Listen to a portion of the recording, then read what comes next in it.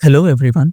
इस वीडियो में आप सीखेंगे कि किसी फाइल को रीनेम कैसे करते हैं एंड उसे डिलीट कैसे करते हैं। पाइथन में फाइल हैंडलिंग सिर्फ रीडिंग एंड राइटिंग तक ही लिमिटेड नहीं होती है। अक्सर आपको फाइल और डायरेक्टरीज को रीनेम, डिलीट या फिर ऑर्गेनाइज करना पड़ता है। पाइथन खुद से फाइल को रीनेम या डिलीट करने के लिए कोई डायरेक्ट फंक्शन या मॉड्यूल प्रोवाइड नहीं करता है। इसीलिए हम इन ऑपरेशंस को करने के लिए पाइथन के बिल्ट इन ओएस और शोटल मॉड्यूल्स को यूज करते हैं। लेट्स सी कि किसी फाइल को रीनेम कैसे किया जाता है। फाइल का नाम चेंज करने के लिए पाइथन os.rename फंक्शन प्रोवाइड करता है। ये फंक्शन एक एग्जिस्टिंग फाइल का नाम बदलकर एक नया नाम दे देता है। इसका सिंटैक्स आप देख सकते हैं। आपको सबसे पहले os मॉड्यूल को इंपोर्ट करना होगा एंड देन आप लिखेंगे os.rename।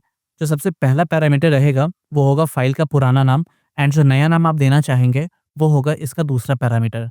एक बात को बस आप नोट करके रखिएगा, अगर टारगेट फाइल पहले से मौजूद है तो पाइथन बिना बताए दैट इज साइलेंटली उस फाइल को ओवरराइट कर देगा। इसीलिए आप केयरफुली इस फंक्शन का यूज करिएगा। मैं एक एग्जांपल देकर के इसे समझाता हूँ। यहाँ पर सबसे पहले मैं ओएस मॉड्यूल को इंपोर्ट करूंगा, सो मैं लिखूंगा इंपोर्ट ओएस। अब यहाँ इस फाइल को रीनेम करने के लिए मैं लिखूंगा os.rename एंड इसके अंदर मैं स्पेसिफाई करूंगा सबसे पहले पुराने फाइल का नाम जो कि है टेस्ट, और जो रीनेम करके मैं नया नाम स्पेसिफाई करना चाहता हूँ वो है सैम्पल। ग्रेट। अब जब मैं इस कोड को एग्जीक्यूट करूंगा तो आप देख सकते हैं यहाँ पर अब मुझे सैम्पल फाइल प्रिंट होकर के मिल गया है। नाउ लेट्स से कि आप किसी फाइल को डिलीट कैसे कर सकते हैं। फाइल को डिलीट करने के लिए पाइथन os.remove फंक्शन प्रोवाइड करता है और ये फाइल को परमानेंटली डिलीट कर देता है। और एक अच्छी प्रैक्टिस होती है कि अगर आप किसी फाइल को डिलीट कर रहे हैं तो पहले ये वेरीफाई कर लीजिए कि क्या वो फाइल एग्जिस्ट भी कर रहा है या नहीं। Let me show this in action. मैं अगेन यहाँ पे इंपोर्ट करूंगा ओएस को और यहाँ मैं किसी फाइल को रिमूव करने के पहले चेक करना चाहता हूँ कि क्या वो फाइल एग्जिस्ट कर भी रहा है या नहीं। अगर मैं ऐसा करा, मैं लिखा os.path.exist और इसके अंदर मैं वो फाइल का नाम दूंगा जिसकी मैं एग्जिस्टेंस चेक करना चाहता हूँ और इस पूरे चीज को मैं प्रिंट फंक्शन के अंदर लिख दूंगा। नाउ जब मैं इसे एग्जीक्यूट करूंगा तो यहाँ पे आपको ट्रू प्रिंट होके मिल जाएगा क्योंकि ये जो सैम्पल फाइल है यहाँ पे एग्जिस्ट कर रहा है। अगर मैं यहाँ पे कोई दूसरा फाइल का नाम दे दिया एंड इसे मैं एग्जीक्यूट करा तो यहाँ पे मुझे फॉल्स प्रिंट होके मिलेगा। सो os.path.exist का यूज करके आप किसी भी फाइल के एग्जिस्टेंस को चेक कर सकते हैं।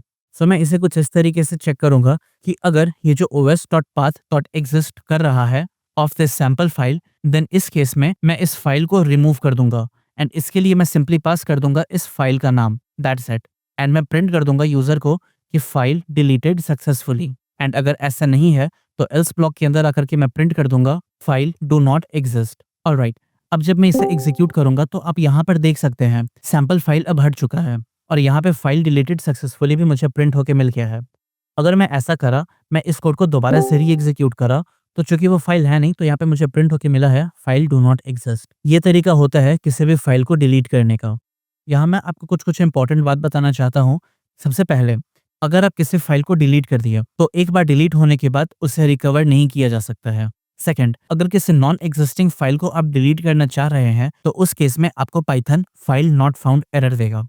थर्ड, अगर आप किसी डायरेक्टरी को डिलीट करना चाह रहे हैं तो उस केस में सिंपली os.remove से काम नहीं बनेगा। os.remove सिर्फ किसी एक फाइल को हटाता है, किसी नॉन एम्प्टी फोल्डर को नहीं।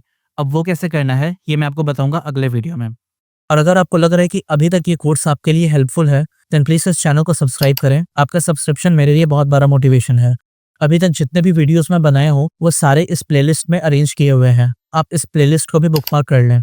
अगले वीडियो में मैं आपको बताऊंगा कि आप किसी डायरेक्टरी के ऊपर कैसे काम कर सकते हैं। And by directory I mean आप किसी फोल्डर के अंदर किसी फाइल के साथ कैसे काम कर सकते हैं।